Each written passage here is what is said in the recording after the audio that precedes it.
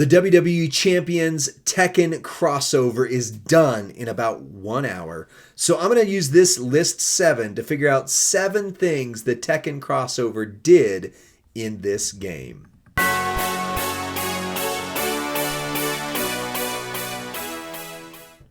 What's up, WWE Champions Universe? This is Lee from Champions Chat, and this is another list 7. 7 things the Tekken crossover did in this game. If you look on here, it's kind of actually already over. Like, everything has already moved to Champions Dynasty setups again.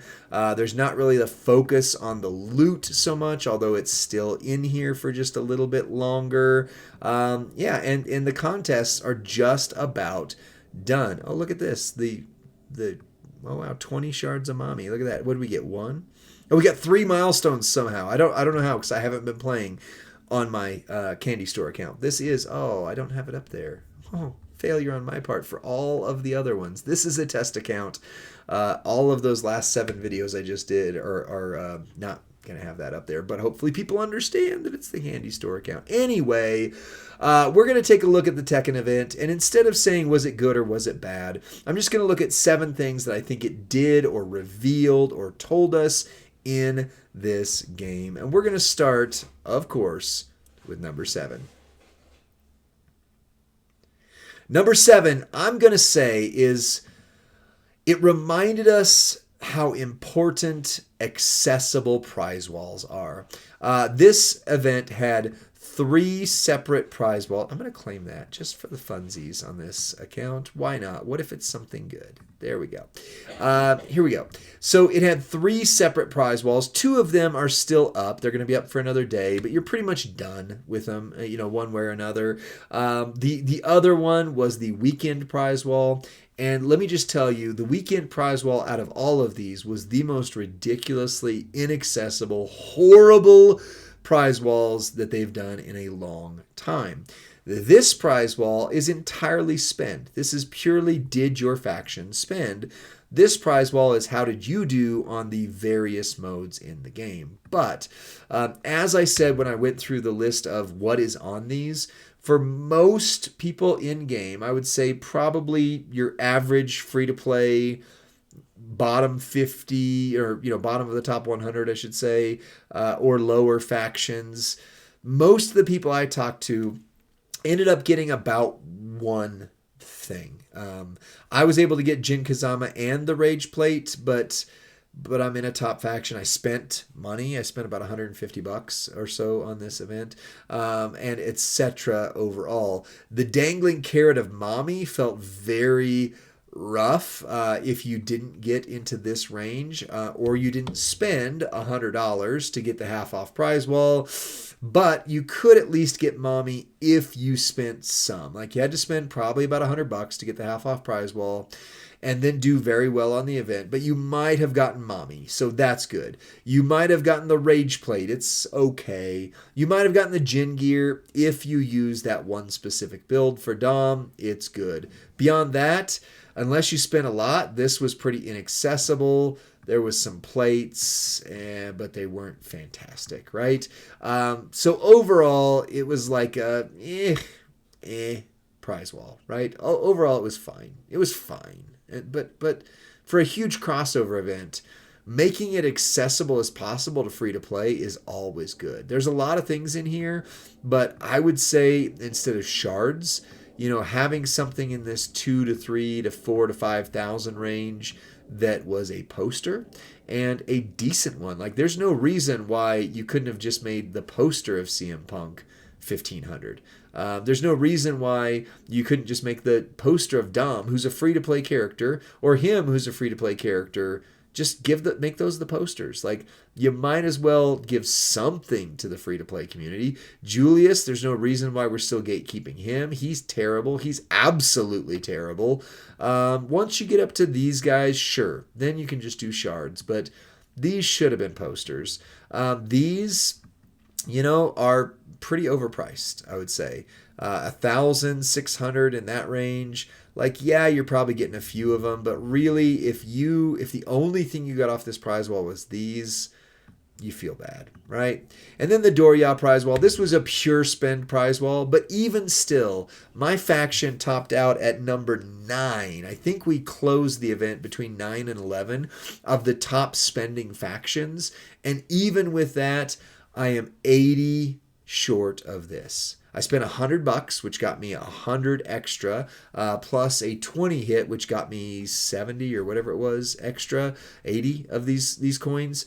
And even with all that spending combined, I still can't even get the Kazuya gear. That feels bad, right? To spend the top 10 among the top 10 factions in the entire game, and to maybe be able to get Armor King and then walk away and go, at least I got King's gear. It feels really bad. This was a horrible prize wall overall. The Kazuya gear was way expensive, especially considering you need it to make Rei even basically usable. And the fact that you could spend among the top 10 and not at least get 2 things off of this. Like I'm not trying to be a whale here. I'm not trying to talk from that, but I looked at the free to play prize wall, talked about the free to play side of it. Let's talk about the spend side of it. The spend was not worth what it brought. You should have been able, if you're in a top 10 spend, if you spend $100-$200 on this game, to at least, I'm not saying you get everything, like the 2 top things, but you should at least be able to get like these 2 things, right? Or this plus something lower. Like the fact that you can't even get a couple things off of this just felt bad. And then you go down here, and again, okay, so we did talk about the good side of it. This is the opposite case scenario. So if you bought the 400 Doria medallions with your prize wall from the previous weekend, it was pretty easy to get OTC for most spending factions, people in spending factions, and OTC is absolutely phenomenal. So where the prize wall for the free to play was just kind of bad all the way around, in terms of things, this is actually a very good move by Scopely. This is what I want to see going forward, is someone that's, you still got to spend a bit to get there, but for most people you can, most spending factions you can. This was the get above all gets for this prize wall. And then, if you didn't get him, you also had this. But once you get down into the econ, it's again a case of where it's like, if I have to choose econ, I feel like something went wrong. This is stuff you should get in the game anyway because you play it. Like, you have to have this. This isn't a celebration. This is that's what I'm getting. So overall, I would say this Tekken event for number 7 reminded us that having an accessible prize wall really is the difference between a super exciting event and at least I got that. So that's number 7. Number 6.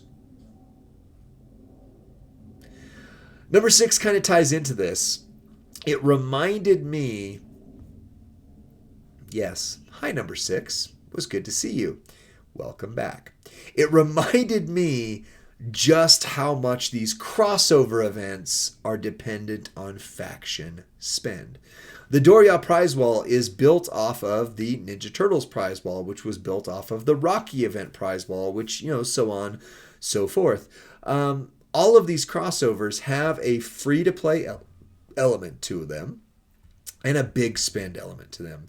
So while I kind of just poo-pooed on the fact that you can't get much, maybe one thing, even if you're in a top spend faction, the only way I even got to King, or 80 away from Kazuya, is because of my faction. My faction spent in the top 10, and that's what got us here. RNG in those bags played a big part of it. I did see one person who from one of those RNG bags got 500 Doria medallions. So obviously that's a big deal as well. But for most, like, I never got beyond the bare minimum from the faction bags. Like it was 10, that's what you get, right?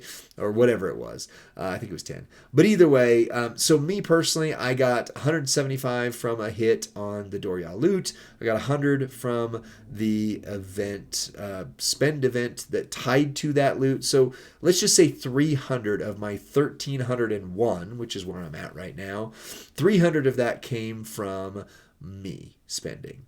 1,000 of that came from the faction event. So 300, my spend would have gotten nothing. It would have gotten me OTC, just to be honest, because 400 from the prize wall conversion and then this. So yes, I could have gotten OTC. So for that side of things, I'll say yes, Scopely, good job. Keep putting top tier posters in these spend events at an accessible level. That was good. But other than that, if I hadn't done the Doria prize wall, 300 would have gotten me 3 hits of this, which is just not a feel good. But my faction got me here. So it reminds me, number 6 in this reminded me just how important faction spend is. Number 5. The setup to this one did make me think. This is not insider information. This is just me saying what I think it is.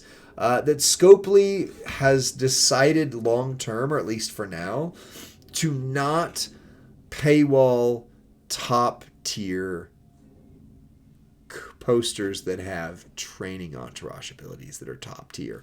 So what I'm saying is, in the zombie event, I was underwhelmed by the fact that the zombies all had the same trainer ability, coaching ability. It was basically the same thing. I don't know that we needed 5 or 6 of the same exact one, but it kind of made me think like, okay, well, last year's zombies, the year before zombies, if you missed 1 or 2 of them, you missed a vital entourage ability.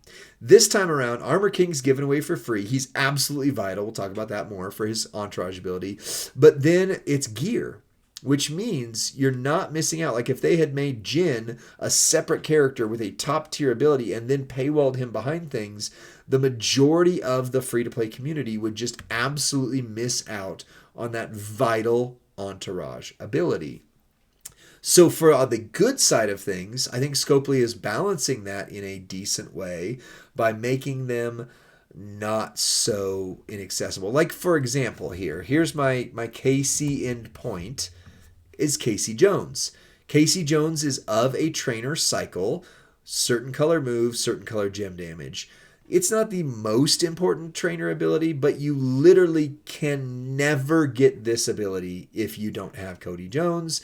And as far as I understand things, there's probably not going to be another TMNT event. There may be. They have not definitively said they've lost the license, but it's reasonable to believe that this ability will never come to your roster unless they make someone to replace his trainer ability. More important than that, though, would be the other 2 turtles, Ray and Leonardo. Their trainer abilities, coaching abilities, are absolutely vital. I happened to get both, but I spent to get both.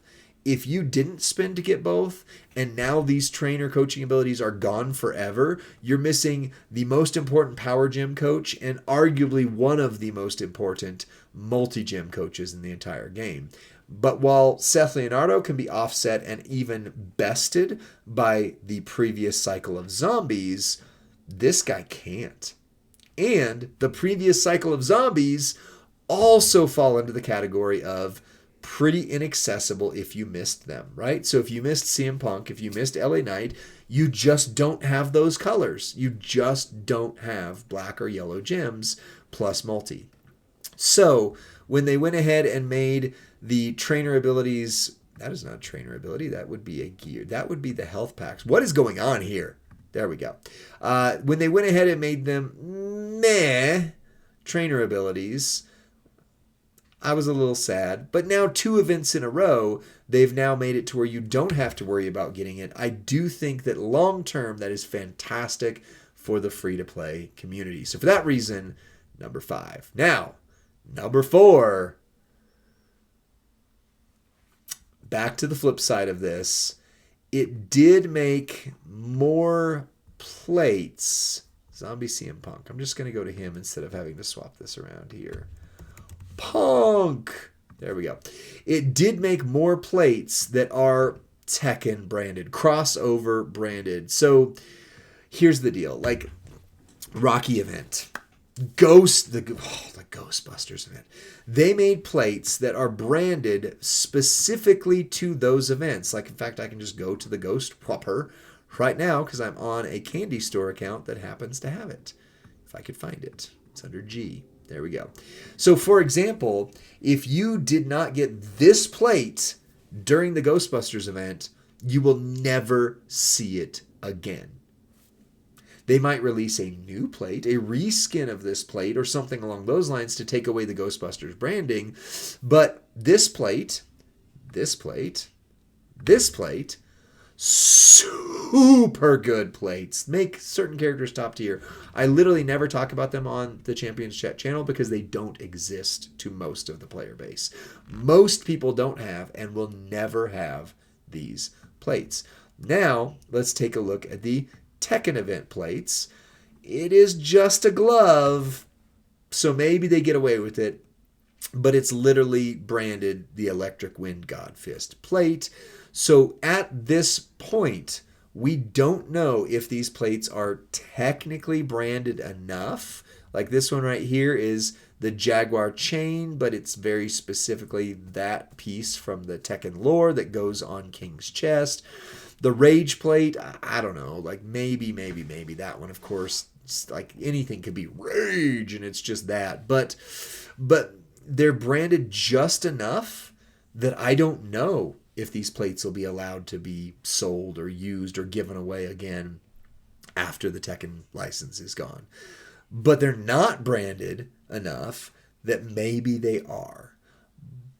But at least reminds us that if they're going to do crossovers and if they're going to put plates in there, they really need to be careful about how they brand them to make sure you can get them at least somewhere down the line after the event is over. And for this event, maybe. I don't know if they did or didn't. I literally don't have the answer to that. And I don't think any of us definitively do either, because there's arguments enough on both sides to say, well, yeah, but that glove, very specifically, that name, Electric Wind God Fist, may be trademarked by Bandai Namco. Maybe they go away. But the word Rage and, well, just a chain, like it's, generic enough. A glove, just a picture of a glove, it's generic enough. Maybe they'll be back, maybe they won't. But it teeters on that edge of if we do crossovers and if they brand things, we got to realize we may never see them again. Number three is one that I've gotten a lot of hatred over. Personally, I have made a point of saying that the new Rey is absolutely terrible and almost unusable if you don't have his gear. I've already said the gear is pretty inaccessible. I was in a top spend faction. I did not get the gear off the door. I was not able to get the door. Points enough to get the gear, even in a top 10 faction. So I'm going to go ahead and say that this gear is pretty heavily paywalled to pretty inaccessible to most of the community. If you got it, congratulations. You now have a technician that can hit dang hard. But here's where I took the hate. If you don't have the gear, I have gone on record as saying that Rey is borderline unusable. I personally, why are his eyes closed? Look at that. He's like sleeping.